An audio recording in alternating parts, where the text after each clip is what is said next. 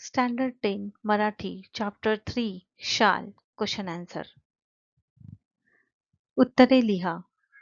पु ल व सुनीताबाई यांनी दिलेल्या शालीचा लेखकाने पाठात केलेला उल्लेख.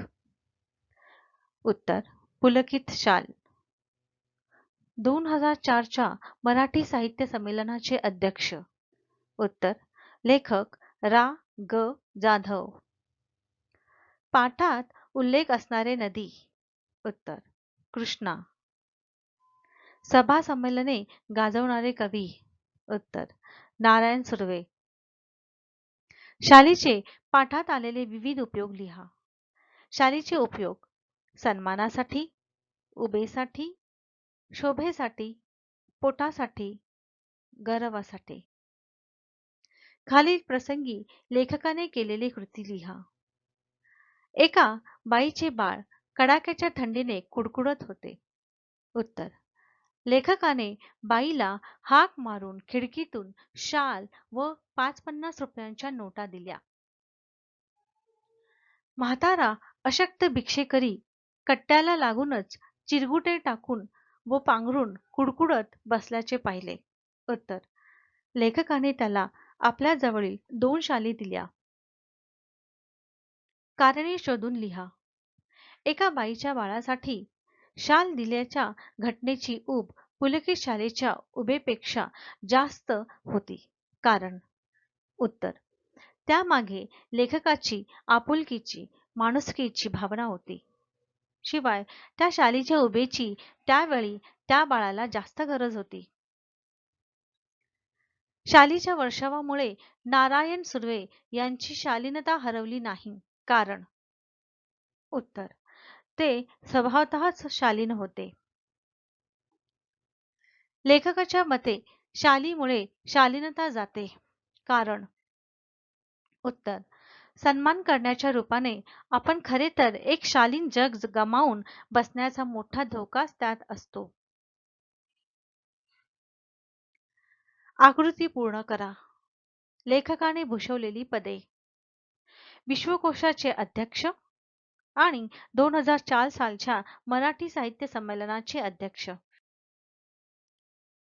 खालील वाक्यातील कृतीतून किंवा विचारातून कळणारे लेखकाचे गुण शोधा.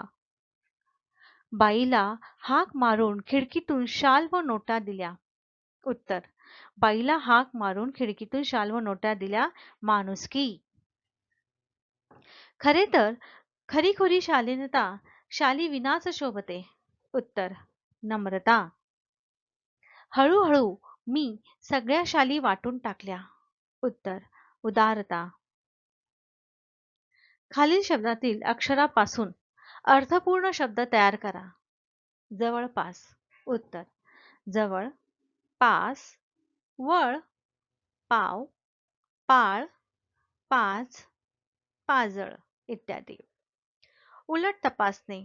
उत्तर उलट, तपासणे, पास, पाणी, पाठ, पाल, पालट, पात इत्यादी. अधोरेखित शब्दासाठी योग्य समानार्थी शब्द वापरून वाक्य पुन्हा लिहा. नारायण सुर्वे यांच्या कार्यक्रमांना अहोरात्र भरतीच असे.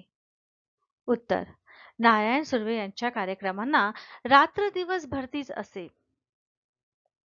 खोलीच्या दक्षिणेकडील खिडक्या कृष्णा नदीच्या चिंचोळ्या प्रवाहावर होत्या. उत्तर खोलीच्या दक्षिणेकडील खिडक्या कृष्णा नदीच्या अरुंद व निमुळत्या प्रवाहावर होत्या. मी सगळ्या शालीचे गाठोडे बांधून निकटवर्ती मित्राकडे ठेवले. उत्तर मी सगळ्या शालीचे गाठोडे बांधून जवळच्या मित्राकडे ठेवले. पुलकित हे उत्तर येईल असा प्रश्न तयार करा. उत्तर. फर्स्ट लेखकाने सुटकेस मधील कोणती शाल काढली? सेकंड लेखकाने खिडकीतून बाईला नोटा व पैसे दिल्या. या घटनेची ऊब कोणत्या शालीच्या उभेपेक्षा अधिक होती? शालींपासून शालीनता भाववाचक नाम तयार होते. त्याप्रमाणे ता, त्व, आळू, आणि पणा हे प्रत्यय लावून तयार झालेले भाववाचक नामे लिहा. उत्तर: ता, नम्रता, सुंदरता, शालीनता, भव्यता. त्व, महत्व, ममत्व, नेतृत्व, कर्तृत्व. आळू, झोपाळू, लाजाळू, विसराळू, खादाड खाऊ. पणा, मोठेपणा, लहानपणा, शहाणपणा, वेडेपणा. अधोरेखित शब्दाचे लिंग बदलून वाक्ये पुन्हा लिहा. लेखक सुंदर लेखन करतात. उत्तर: लेखिका सुंदर लेखन करतात. तो मुलगा गरिबांना मदत करतो.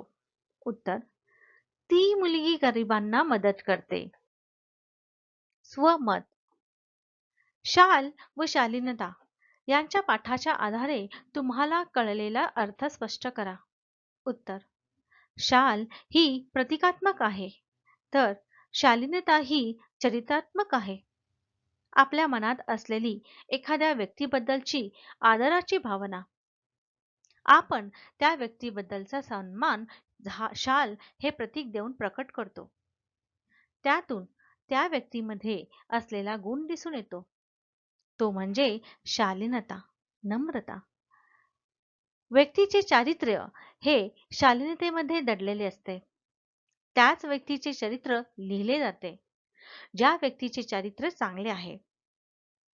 चारित्र्याचे एक अंग आहे शालीनता, आणि म्हणून मला वाटते की शाल ही प्रतिकात्मक आहे, तर शालीनता ही चरित्रात्मक आहे.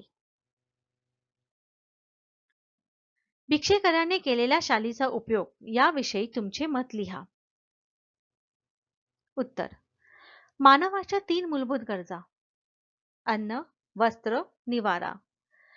या पाठातील भिक्षेकऱ्याकडे या तिन्ही गोष्टी नाहीत. निवारा म्हणजे राहायला घर नाही, म्हणून तो ओंकारेश्वर मंदिराबाहेर भिक्षा मागतो. थंडीत कुडकुडताना पाहिल्यावर लेखकाला त्याची दया आली व त्याने त्याचे थंडीपासून संरक्षण व्हावे म्हणून आपल्या जवळील एक नाही तर 2 शाली दिल्या. पण 2 दिवसापासून भुकेला असलेल्या भिक्षेकराने शाली विकून आपल्या पोटाची आग विझवली, भूक शांत केली.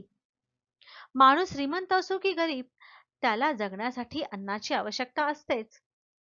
एक वेळ कपडे नसतील, निवारा नसेल तर चालून घेईल, पण वेळेला खायला हे मिळालेच पाहिजे.